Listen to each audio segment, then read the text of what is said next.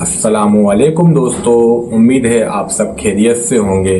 दोस्तों, पिछले कुछ दिनों से मीडिया पर मुसलमानों को लेकर एक नया टॉपिक छिड़ चुका है, एक नई बहस छिड़ चुकी है और वह टॉपिक है गजवाए हिंद। दारुल उलूम देवबंदी ने जब से फतवा दिया है उसके बाद से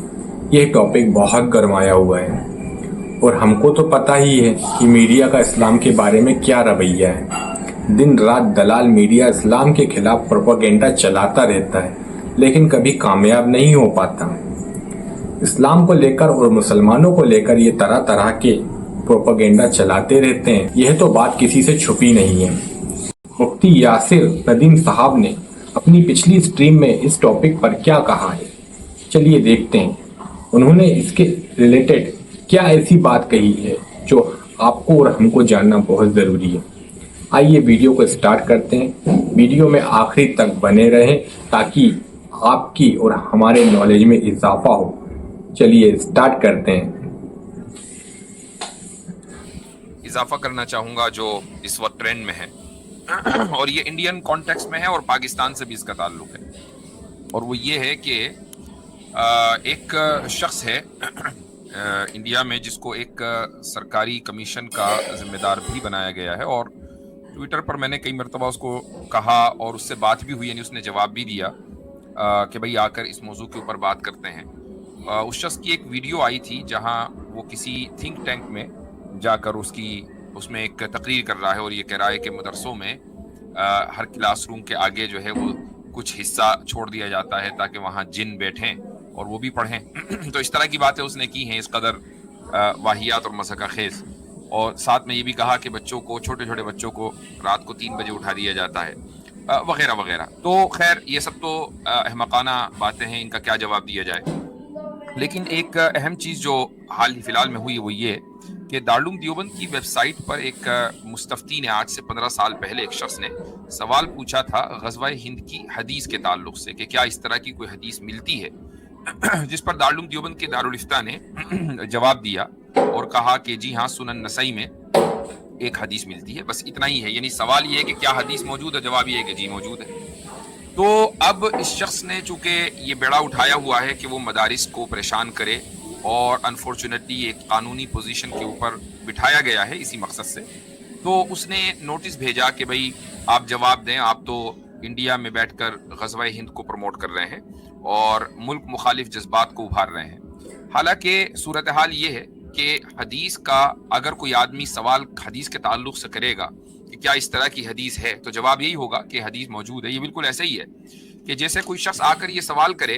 कि क्या फ़क़्तुल मुशरिकीन हैसु वजदतुमूहुम ये आयत कुरान करीम में मौजूद है, और जवाब ये दिया जाए कि जी मौजूद है, और सुनने वाले ये नतीजा निकाल लें चूंकि कुरान में मौजूद है, जवाब देने वाला ये जवाब दे रहा है, इससे ये साबित हुआ कि मुसलमान मुशरिकों को कत्ल करने की तैयारी कर रहे हैं। ये जो नतीजा निकाला है ये अपनी मर्जी का नतीजा है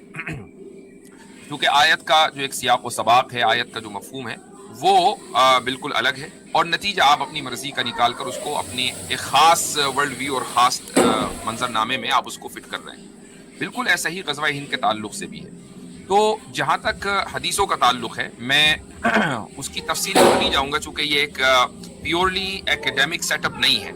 लेकिन मैं इतना ज़रूर कहना चाहूँगा कि अहादीस मिलती हैं और बाज़ हज़रात की तरफ से ये जो कोशिश की जा रही है खुसूसन इंडिया में कि नहीं जी ये सारी हदीसें ज़ईफ़ हैं, इनका कोई एतबार नहीं है, ऐसा नहीं, ये गलत है।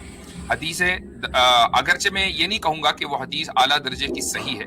लेकिन हमारे यहाँ उसूल हदीस में एक नुक्ता नज़र मिलता है जिसको हम बोलते हैं तअद्दुद तुरुक, यानी मल्टीपल चेन्स ऑफ ट्रांसमिशन। एक रिवायत, एक नरेशन अगर मल्टीपल चेन्स ऑफ ट्रांसमिशन से होकर हम तक पहुंचे, और मान लीजिए हर एक चेन ऑफ ट्रांसमिशन में कुछ ना कुछ वीकनेस हो, कुछ ना कुछ कमजोरी हो, तो ये सब मिलकर मजबूत हो जाती हैं। ये बिल्कुल ऐसा ही है जैसा कि आप एक ब्रांच लें, एक टहनी लें किसी दरख्त की, तो बहुत आसानी के साथ उस टहनी को तोड़ा जा सकता है अगर वो पतली सी है, लेकिन अगर आप पतली पतली टहनियों को एक जगह कर दें और उसके बाद उन सबको एक साथ तोड़ने की कोशिश करें तो ये मुमकिन नहीं होगा, इसलिए कि एक से दूसरे को कुव्वत मिल गई। बिल्कुल ऐसा ही ये चेन ऑफ ट्रांसमिशन का भी उसूल है। तो अगर आप प्योरली उसूल हदीस के नुक्ते नज़र से देखें तो उन अहादीस का इनकार नहीं किया जा सकता। अलबत्ता ग़ज़वा हिंद के ताल्लुक से मेरी एक वीडियो है और जिस वक्त ये वीडियो बनी थी اس وقت اہل پاکستان کو بہت ناگوار گزرا تھا یہ واقعہ، اور غالباً یہ 4 سال ہو گئے اس ویڈیو کو۔ اروین سہرن ایک صاحب نیوزی لینڈ میں رہتے ہیں، ان کے ساتھ میرا انٹرویو ہوا تھا غزوہ ہند کے تعلق سے، اور میں نے یہ ثابت کیا تھا، بلکہ پاکستان کے اس وقت کے مفتی اعظم حضرت مولانا مفتی رفیع عثمانی صاحب رحمہ اللہ کی کتاب کے حوالے سے یہ ثابت کیا تھا کہ اکثریت کی محدثین میں، اور جو لوگ ان موضوعات سے دلچسپی رکھتے ہیں، علامات قیامت وغیرہ، ان کی رائے کے مطابق جب محمد بن قاسم رحمۃ اللہ علیہ کا حملہ ہوا تھا سندھ پر، تو اس وقت یہ جو آپ صلی اللہ علیہ وسلم کی پیشن گوئی ہے یہ پوری ہو چکی ہے، یعنی سن 711 ہجری میں۔ تو اب آپ یہ بتائیں کہ بلکہ ہجری میں نہیں، یہ اس میں عیسوی میں، تو آج سے اگر کوئی چیز 1350 1400 سال پہلے ہوئی ہے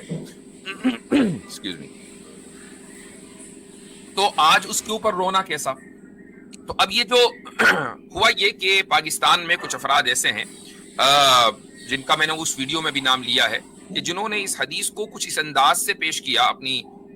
یعنی اس ایک خاص خیال رکھنے والے افراد کے خون کو گرمانے کے لیے کہ بھئی دیکھو آپ صلی اللہ علیہ وسلم نے تو پیشن گوئی کر رکھی ہے، لہٰذا بس اب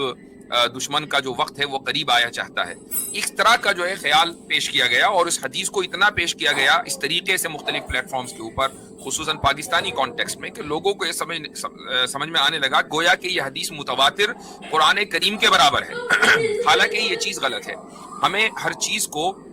یعنی نیوٹرل ہو کر دیکھنا چاہیے، یہ نہیں کہ ہمارا ایک خاص ورلڈ ویو ہے، ہم ایک خاص پس منظر رکھتے ہیں، ہمارا ایک خاص نقطہ نظر ہے، تو اس نقطہ نظر سے ملتی جلتی ہمیں کوئی بات ملی ہم اس کو اچک لے جائیں اور اس کو پھر ہم پروپیگنڈے کے طور پر استعمال کریں، یہ چیز غلط ہے۔ جو حدیث موجود ہے ہم اس کی جس طریقے سے اس حدیث کو نکار دینا اور اس کو یہ کہنا کہ یہ حدیث درست نہیں ہے، ایک خاص قسم کی ذہنیت کو کی عکاسی کرتا ہے، اور یہ ذہنیت آپ کو انڈیا میں کچھ لوگوں میں ملے گی۔ ایسے ہی اس حدیث کو متواتر مان لینا یا قرآن کے درجے پر مان لینا اور اس بات کو قطعی طور پر کہنا کہ نہیں یہ واقعہ ہوا نہیں بلکہ آئندہ ہوگا، یہ بھی ایک خاص پس منظر کی عکاسی کرتی ہے، اور یہ بھی پھر ایک پروپیگنڈے کا حصہ ہے۔ آپ کا جو درمیانی رویہ ہے وہ یہ ہے کہ حدیث موجود ہے، حدیث کا درجہ حسن کا ہے، چونکہ ملٹیپل چینز آف ٹرانسمیشن جس کو ہم مطابعات کہتے ہیں، تعدد طرق کہتے ہیں، اس کی وجہ سے اس حدیث کا درجہ حسن ہو گیا۔ اب یہ ہے کہ یہ واقعہ آگے ہوگا یا یہ واقعہ پہلے ہو چکا ہے، اس تعلق سے اکثریت کی رائے یہ ہے کہ واقعہ پہلے ہو چکا ہے، اور اگر نہیں ہوا تو بھائی یعنی اس کے بارے میں کچھ کہا نہیں جا سکتا کہ آگے ہوگا یا نہیں، لیکن اکثریت کی رائے یہ ہے کہ واقعہ پہلے ہو چکا، اور یہ وہ واقعہ ہے کہ جو محمد بن قاسم رحمہ اللہ نے سندھ کے اوپر حملہ کیا تھا۔ تو ہمیں اس تناظر میں اس چیز کو دیکھنا چاہیے۔ اب یہ کہ محمد بن قاسم نے کیوں حملہ کیا تھا، اس کے اوپر بھی میری ایک ویڈیو ہے کہ وہ کیا اسباب تھے کہ راجہ داہر کہ جس نے ٹیررسٹ اور دہشت گردوں کو پناہ دی ہوئی تھی، تو اس کے اوپر خلافت بنو امیہ نے کیوں کارروائی کی تھی۔ تو یہ پوری ایک ویڈیو میری اس موجود ہے تاریخی تناظر میں، اس کو دیکھا جا سکتا ہے۔ پاکستانی احباب کو اتنا برا اس لیے لگا کیونکہ یہ جو ان کے ذہنوں میں سب کی بات نہیں کر رہا ہوں بلکہ کچھ لوگوں کی جو خصوصاً ہمارے کیا نام ہے ان کا اوریہ مقبول جان، ان کے یعنی مستقل دیکھنے والے ہیں، ان کے پرماننٹ ویورز ہیں، ان کو بڑا برا لگا کہ بھائی اوریہ صاحب تو یہ کہتے ہیں کہ بس اب 2 سال میں کیس نمٹنے والا ہے، غزوہ ہند ہونے والا ہے۔ تو یہ چیز پروپیگنڈے کا حصہ ہے۔ میں دونوں طرح کے پروپیگنڈے کو مسترد کرتا ہوں۔ میرا موقف یہ ہے کہ احادیث کا انکار محض اس بنیاد پر نہیں کیا جانا چاہیے کہ دباؤ بہت ہے۔ دباؤ ہے تو آپ اس کو اسی طریقے سے پریزنٹ کریں جیسا وہ ہے۔ حدیثوں کا آپ اس طریقے سے انکار نہیں کر سکتے، اصول حدیث کو آپ مسترد نہیں کر سکتے۔ اسی طریقے سے کسی حسن حدیث کو آپ اس درجے پر نہیں لے جا سکتے گویا کہ وہ درجہ تواتر کا ہو، اور نہیں آپ یہ کہہ سکتے کہ ہر حال میں یہ واقعہ آگے ہونا ہے اور اس طریقے سے ہونا ہے۔ اس کا علم نہ کسی ولی کو دیا گیا، نہ کسی صحابی کو دیا گیا، اور نہ ہی کسی محدث اور فقیہ کو دیا گیا۔ اکثریت کی رائے یہ ہے کہ موسٹ لائکلی یہ واقعہ پہلے ہو چکا ہے، جیسا کہ میں نے ابھی 2 مرتبہ یہ بات رکھی ہے۔ تو یہ چند گزارشات تھیں، اور اس کے تعلق سے چونکہ غزوہ ہند کی بحث اس وقت انڈیا میں بڑی سوشل میڈیا کے اوپر ٹرینڈنگ میں ہے ایک خاص وجہ سے، اور وہ وجہ یہ ہے کہ ذرا سا پولیٹیکل اس وقت پریشر میں ہے گورنمنٹ۔ تو جو اس طرح کے لوگ ہوتے ہیں کہ جو اس پریشر کو ڈائیورٹ کرنا چاہتے ہیں تو ان کو کسی نقطے کی تلاش رہتی ہے کہ یار کوئی ایسی بات مل جائے مسلمانوں کے تعلق سے کہ جس سے آپ ہندو مسلم کر سکیں اور ہندوؤں کو آپ مسلمانوں سے بدزن کر سکیں اور ان کی یہ دکھائیں کہ دیکھو یہ تمہیں مارنا چاہتے ہیں، یہ تمہیں ختم کرنا چاہتے ہیں، تاکہ جو ایک الیکشن کی جو سیاست ہے وہ سیاست کامیاب رہے۔ گزشتہ چند سالوں سے نہیں بلکہ میں کہتا ہوں کہ 2 عشروں سے 2 دہائیوں سے یہی چل رہا ہے، لیکن مجھے بڑی بے حیرت ہے شک کہ لو آئی کیو والے جو ہے ان کی آنکھیں نہیں کھل پا رہی ہیں۔ تو بہرحال یہ چند باتیں تھیں، اس کے بعد انشاءاللہ ہم لنک پبلک کرتے ہیں۔ عاصم بھائی آپ کو کچھ ایڈ کرنا ہو اس میں تو۔ جی جزاک اللہ مصطفیٰ۔ اس حوالے سے مجھے لگ رہا ہے کہ پتہ نہیں دارالعلوم دیوبند کو تو خبر پہنچی ہوگی، تو مجھے لگا کہ شاید ان کو جو ہے ان لوگوں کے خلاف کچھ نہ کچھ کارروائی کرنی چاہیے تھی، کوئی نہ کوئی ایک لیگل ایکشنز لینا چاہیے تھا، کیونکہ یہ ہے کہ اب خواہ ان کو بھی پتہ ہے کہ وہ فتویٰ کیا ہے اور اس کا مقصد کیا ہے، لیکن جیسا آپ نے فرمایا کہ وہ خاص کر کے ٹارگٹ کر رہے ہیں، اور یہ ایک پیٹرن میں ہمیں دکھ رہا ہے، خاص کر کے ابھی جو کچھ انڈیا کے الیکشنز آنے والے ہیں اور جو پولیٹیکل یہ ہونے والے ہیں، تو اس کا اپنا ایک خاص مقصد ہے اور یہ پیٹرن میں ہو رہا ہے۔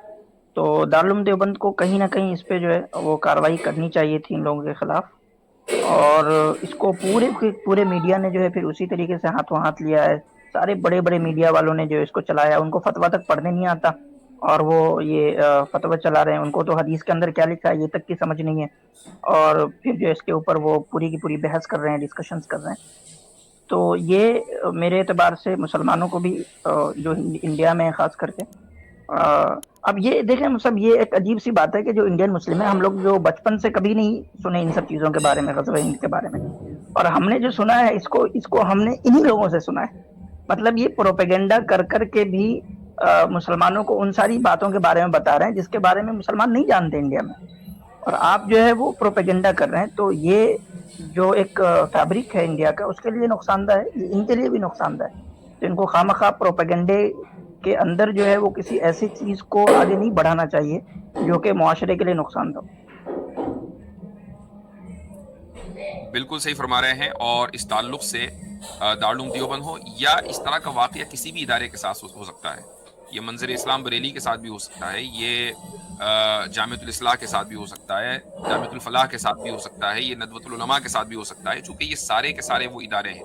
کہ جو مختلف علاقوں میں اور یا پھر مختلف مکاتب فکر کے بہت اہم ترین ادارے ہیں، اور جو مسلمان ہیں وہ ان اداروں سے وابستہ ہیں اور ان سے اپنے روزمرہ کے جو ان کے دینی مسائل ہیں اس پہ رہنمائی لیتے رہتے ہیں۔ تو یہ چیز کوئی ایسا نہیں ہے کہ دارالعلوم دیوبند پر رک جائے گی، یہ ہر ایک کسی نہ کسی مدرسے کے ساتھ اس طرح کے واقعات ہوتے رہیں گے خدا نہ خواستہ۔ تو یہ ضروری ہے کہ اس پر ایک سخت ایکشن قانونی طور پر لیا جائے۔ یہ الگ بات ہے۔ تو دوستو ہماری ویڈیو کو لائک کریں اور اپنے دوستوں کے ساتھ شیئر کریں، بتائیں آپ کو ہماری ویڈیو کیسی لگ رہی ہے، اور ہمارے چینل کو سبسکرائب کیجیے۔ ملتے ہیں پھر انشاءاللہ۔ اللہ حافظ۔